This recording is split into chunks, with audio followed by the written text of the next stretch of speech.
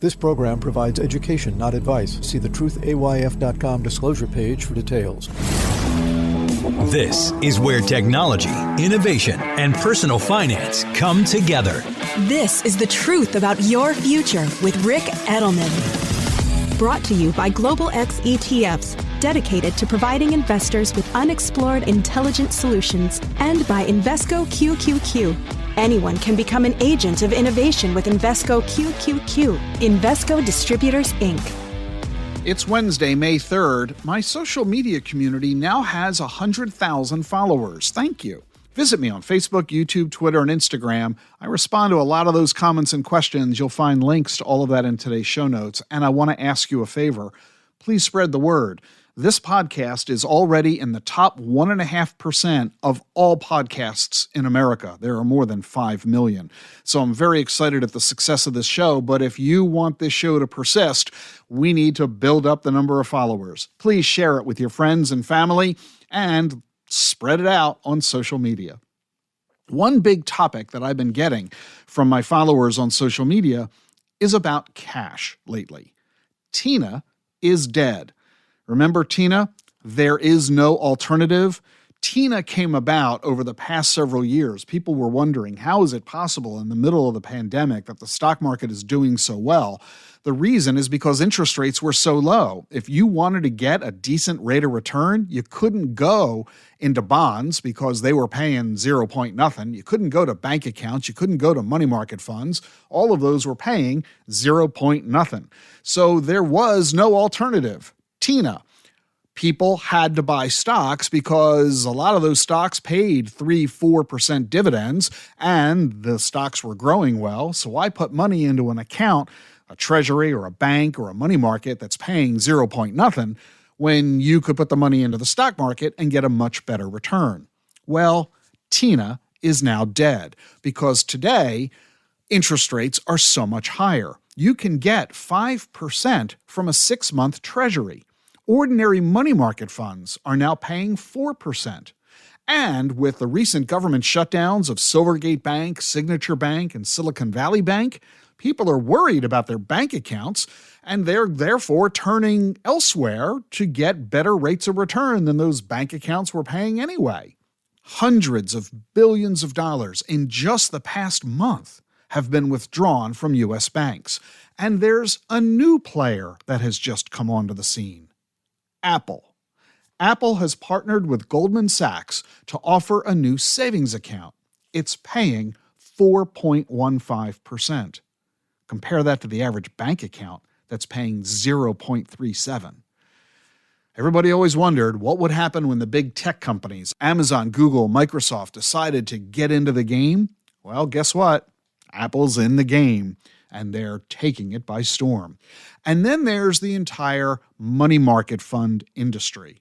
In just the past 2 months alone, investors have placed $500 billion into money market funds. I mean, why take the risk of the stock market when you can get 4% from a money market fund?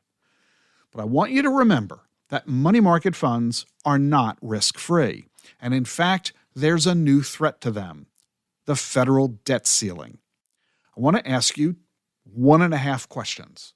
The first question, will there be a federal shutdown this summer because of the federal debt ceiling? You've heard what's going on.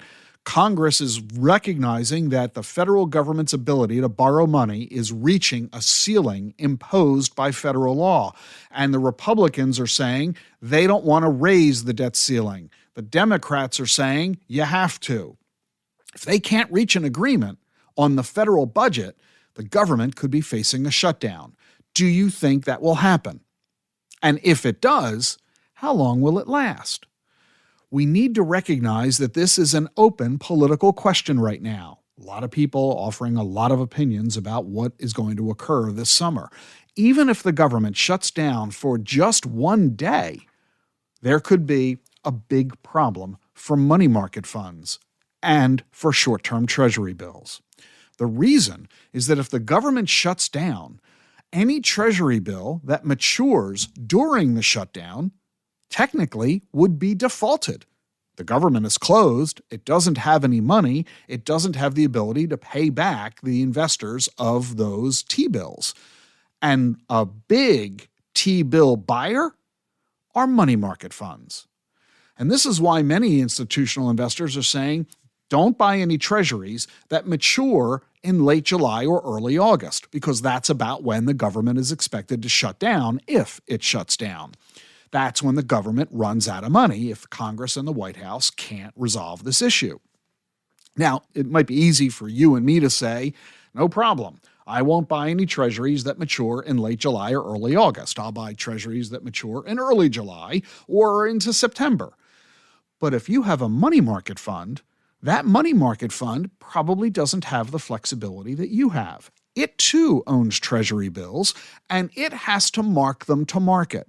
Meaning, if a treasury bill comes due during the shutdown and it is owned by a money market fund, that treasury technically could default, and that would force the money market fund to mark it to zero in default. That could force money market funds to break the buck, meaning that while money market funds are widely known for always being worth $1 per share, suddenly they might have to mark themselves down to 99 cents or 98 cents per share. That could create panic in the marketplace. People who own money market funds, who are unsophisticated investors, not understanding how money market funds work, could be shocked to discover that their money market shares, which have always been $1, are suddenly worth 1 or 2 pennies less. Could they become fearful that they could have further losses? Could this cause people to demand instant selling of their money market fund shares, getting their money out of those accounts, creating a run? And if they do create a run, this could force the money markets to sell the securities in their holdings quickly and urgently. And what might that do to the value of those underlying securities? I could be making all of this up. My point is, we don't know what's going to happen this summer. We haven't faced this kind of a situation before, and we're not exactly sure how it's going to play out. Most folks, quite frankly, are expecting calm heads to prevail in Washington, that the Republicans and Democrats will get their act together, they'll figure out a solution and prevent any of this from happening. I'm simply saying you need to be aware of this. If your fund does break the buck, it's going to be because of this short-term government shutdown. Nobody's expecting a shutdown at all. Those who aren't expecting one to last very long. And ultimately, any treasuries that default during the shutdown ultimately would be repaid by the federal government at 100% face value. Nevertheless, that's assuming people all understand what's going on and why. If there are people out there who own money market funds who are unfamiliar with what's happening and they simply react to the latest headline, there could be panic in the marketplace. You need to be aware of this. You need to talk to your financial advisor about this. If you are a financial advisor and you have clients who own money market funds, you need to talk to them now, prepare them for what's coming this summer so that people have expectations and clarity, and that will go far to avoiding and reducing any panic in the marketplace.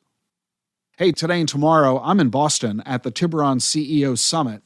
Investment management CEOs and other leading executives in the financial services field powwowing together. We do it every 6 months, a couple of hundred of us, and I'm really excited about being in Boston. I'll be here today and tomorrow. I'm really excited also about Friday's show. Cal Thomas will be joining me on the program. Cal is one of the longest-running columnists in the country. I think he has the record for his syndicated column, and he's just written a new book, a retrospective on his 50-year career. Be sure to join me on Friday with my conversation with Cal Thomas. And I'll see you tomorrow. The Truth About Your Future is sponsored by Global X ETFs. Listeners of this program enjoy fresh perspectives on the financial topics that matter most, especially the rise of exponential technologies. And right now, there may be no faster-moving tech story than the rise of artificial intelligence. But despite some exciting new developments, like the launch of ChatGPT, we are only beginning to scratch the surface of AI's potential. So, which companies will have staying power? As an investor, it's hard to know, which is why Global X ETFs specializes in thematic investing strategies that harness the potential of numerous companies involved in an emerging trend, all in a single trade. Explore our investment approach along with our latest research on the emergence of AI at globalxetfs.com/insights. Support for Rick Edelman's podcast comes from Invesco QQQ.